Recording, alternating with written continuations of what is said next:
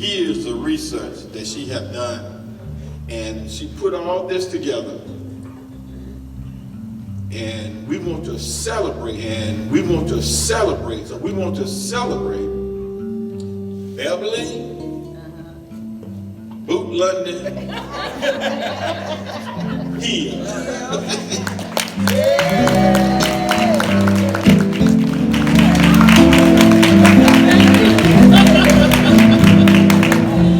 Thank you very much. I don't want my, I'm trying to be humble because my daddy used to call me Pumpkinhead, and it was for a reason. Because he said I had a big head, and he said, you better make my head get bigger now. So anyway, so I would like to welcome you all here today. I thank you all for coming out to support me. And it's not just supporting me, but it's supporting everyone in our Hancock community. Okay? So I did this out of love for history, for a lot of you may not know, for 30 years I was a criminal investigator, so I got that training to look for the things that are not seen, but they're there, they're hidden, but they're right there in our vision, but we don't see it. Yes. So I'm going to start today. Black history, Carter G. Woodson started Black history back in 1926 in order to honor the blacks that were not getting their credit due for the things that they done, for inventions, for starting colleges, for educating, all the things. So he started it at that time. Now, in 1976, it turned from Black History Week to Black History Month, and it became national.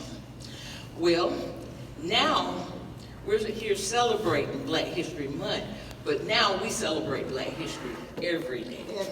All right. And I'm going to make sure that, because it's not a day they go by that I don't talk about. My mom get tired of me sometimes. But, we talk. So I'm going to explain to you about the Banner Project. Now, the Banner Project came to me. I was actually working in Perry, Georgia, over 10 years ago, and I happened to look up and I saw banners all the way down the causeway, and it was of historical Black people during the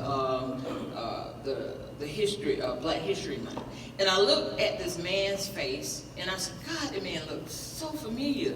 He looks like my dad. And when I went to the office, I actually saw him, and that intuition kept telling me, ask him what his name is and where he's from, but I wouldn't do it. And about 3 or 4 years ago, someone sent me his obituary. And Angela, I don't know if I pronounced his name right, Harvia Ingram, Miss Blunt, Harvina Ingram. Well, anyway, he was paired, the obituary said, Harvia Ingram,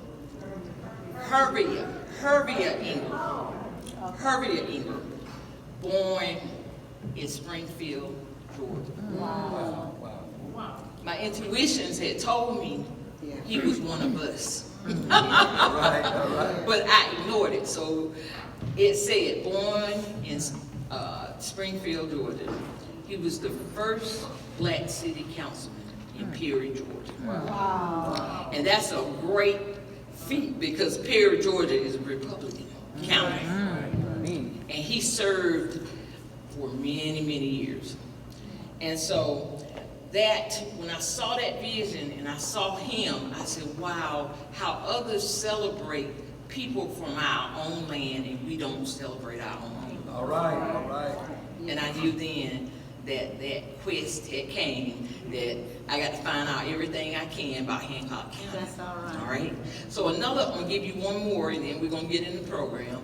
I worked at the Capitol, and every day when I would get ready to go to my car, I would walk behind the Capitol and go to the parking garage. Well, one day, this older white male that was a Republican representative. He stopped me, he said, "Hey, Bill," he said, "aren't you from Hancock County?" I said, "Yeah." He said, "You walk by that statue every day." I said, "What statue?" He said, "Go back behind the Capitol, there's a statue dedicated to the 33. I said, "Okay, you just lead me back there with no answers, no nothing. I'm gonna go back there."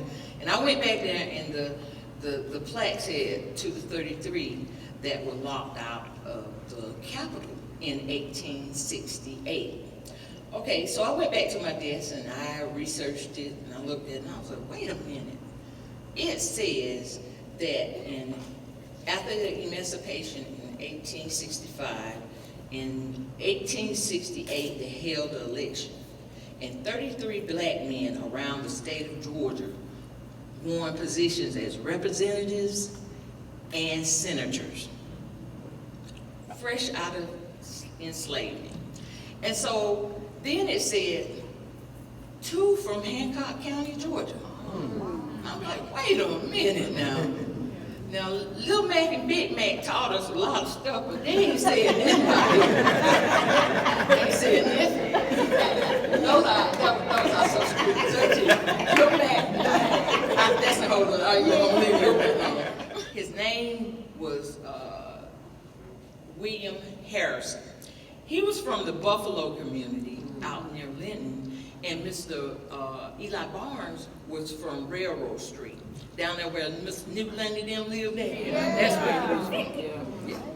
So anyway, I found out that these 2 men ran their campaign, they fought hard, they were threatened by the vigilantes, which they called, which nowadays are called the Ku Klux Klan. But the vigilantes came to their house, whipped one of them to near death, but he shot 2 of them before they got away. So, but they were fighting for us. And when they went to go into that Capitol with their other colleagues, they nailed the door shut. They closed it. They wouldn't let them come in.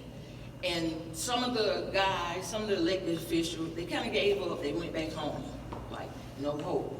But not our 2 from Sparta. They didn't go home. They went to the U.S. government, and they was like, y'all gonna give us a hearing, and y'all gonna open that door, because we're gonna sit in that Capitol. And that's what they did, and I have their testimony, and their testimony is strong. I found the record of their testimony. Wow. 1868. And from that, I was able to track their family. So Eli Barnes is Miss Evelyn. Anyone that knew Miss Evelyn Barnes that was married to Mr. Hewitt Lundy, that's her great-great-grandfather.